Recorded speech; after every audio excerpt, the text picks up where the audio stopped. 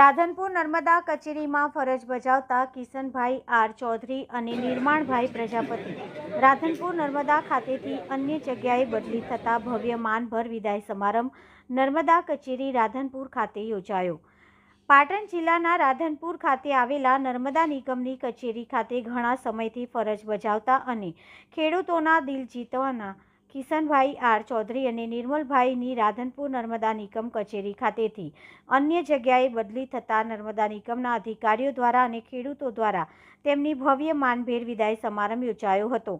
આ પ્રસંગમાં મોટી સંખ્યામાં ખેડૂતો, નર્મદાના અધિકારીઓ, નર્મદાના કોન્ટ્રાક્ટર અને અન્ય મહાનુભાવો મોટી સંખ્યામાં ઉપસ્થિત રહી રાધનપુર તથા સાંતલપુર વિસ્તારની અંદર સારી કામગીરી કરનાર ખેડૂતોના દિલ જીતના બંને અધિકારીઓએ માનભેર વિદાય આપી હતી।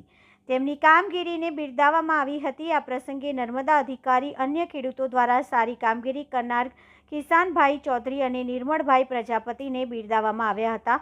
સારી કામગીરી કરવા બદલ તેમનું ભવ્ય સન્માન કરવામાં આવ્યું હતું। આ પ્રસંગે નર્મદા નિગમ રાધનપુર ખાતે ફરજ બજાવતા અધિકારી કૌશિકભાઈ સથવારા અને દિવ્યાંગ ચૌધરી અને ડીજે પ્રજાપતિ અને એનઆર પરમાર અને એનઆર પ્રજાપતિ અને અન્ય નર્મદા નિગમના અધિકારીઓને કોન્ટ્રાક્ટર અને ખેડૂતો મોટી સંખ્યામાં ઉપસ્થિત રહ્યા હતા।